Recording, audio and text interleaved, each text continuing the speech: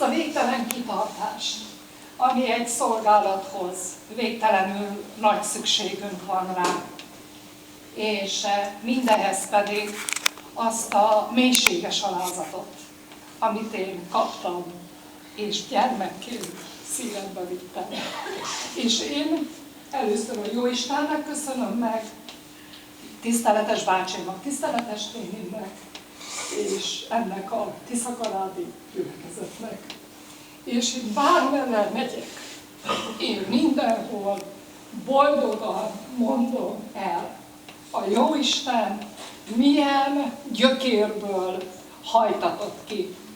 És mint ahogy itt az előttem tanárnő elmondta, hogy a vers az oldjon, hát én is elmondom, és ezzel befejezem a családom és családunk nevében is mindent szeretnék megköszönni, amit kaptunk, nyertünk. Amikor megérkezett tiszteletes bácsi Tiszakarádra, elindult ugye a gyermekisten tisztelet, és mi elindultunk azon a hosszú Rákóczi úton ide a gyerekisten tiszteletre, és kijött a mi tiszteletes bácsink, ugye a régi parókiában még, kijött bentről, megálltunk kint a gangon, és egy nagy karé kenyér volt a kezében, egy nagy darab szalonnal rajta, és akkor mondták, várjatok még kuják, én ezt megeszem, és kezdjük a gyermekisten tiszteletet. De úgy kezdett hozzá, kértek belőle egy katonát? És én, amikor gyermekek közzé megyek, én mindig viszem magammal ezt a természetes képet, és ahogy le tudott hozzánk hajolni, és magához fölemelni, ez volt az életemnek minden részének egy nagyon nagy meghatározója, és így köszönöm meg a innen elindult lelkipásztor társaim nevében is azt az indítatást, amit mi kaptunk, vittünk és szolgálhatunk továbbra is kitartóan a mi mennyei atyánknak.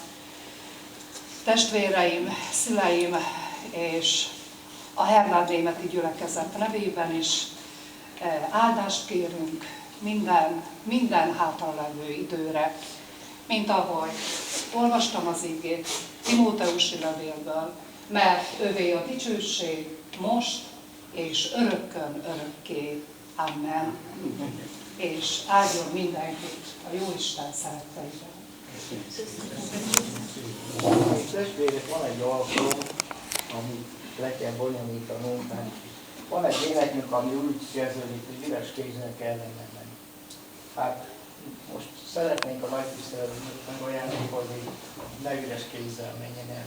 Én nem üres kézzel mennék el egyébként. Szeretettel fogadják az ajándékot. De ez nem kellett volna, higgyétek el.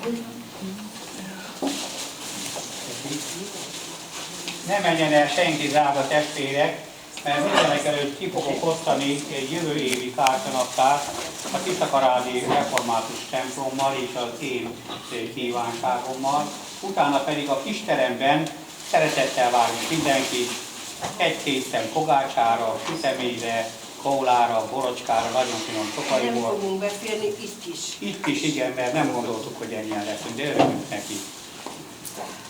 Látok itt kicsiket is, Zalánt is, meg a Tipikét is. Nem kellett volna testvérem, nem. Nekem az volt az öröm, hogy szolgálhattam itt a gyülekezetben. Nagy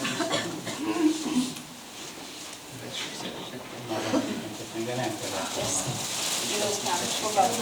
Szeretettel.